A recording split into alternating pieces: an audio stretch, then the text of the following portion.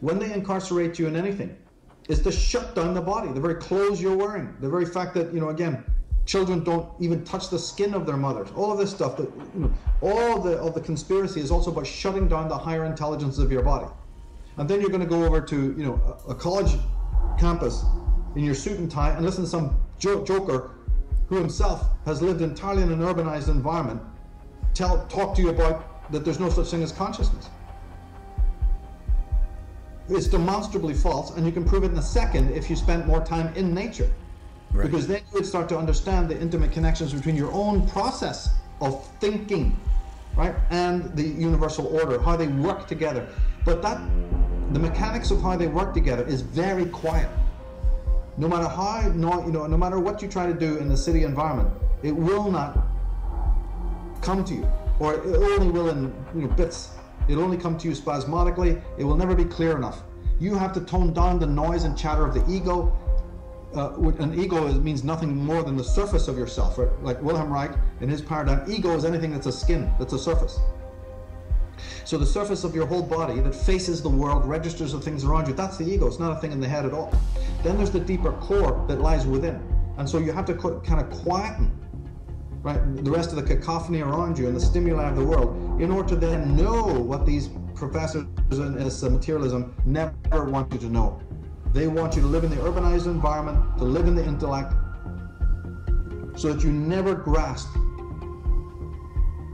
what birdsong may mean to you, what the crickets may mean to you, what the wind may mean for you, what the dawn of the dusk may mean for you, right? What the flow of a river means for you.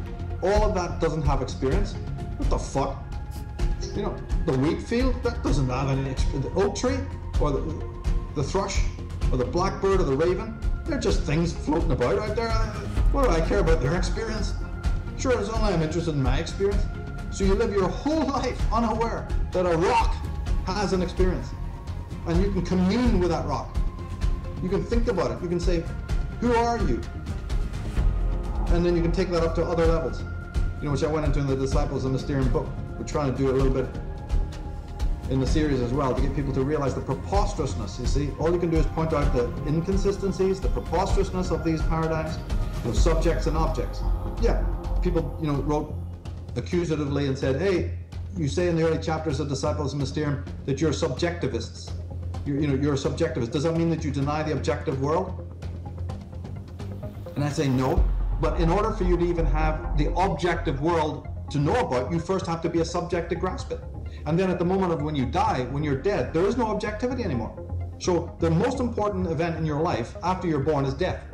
But at the moment of death, you die. And so what you call objectivity finishes. The subject ends his connection with the objective world. So then obviously subjectivity is what it's all about, since that's the only thing left at the moment of death. It's the subject who's experiencing it. And the experience includes the nucleation, the disappearance of the objective world.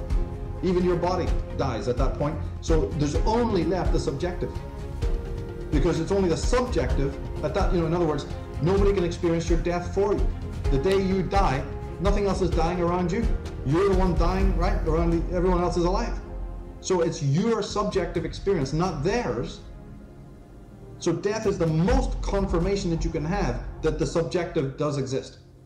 But not in the way in which the subjective then says, oh, and I am separate and individualized, sort of differentiated from the external world.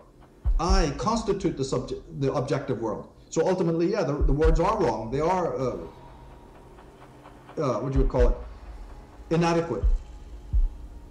But to a degree, you can still say, I am a self.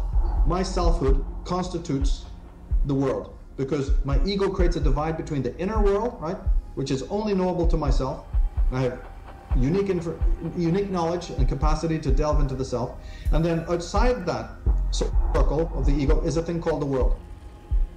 It's like we were saying before, about Immanuel Kant and all these guys who talked about the limit.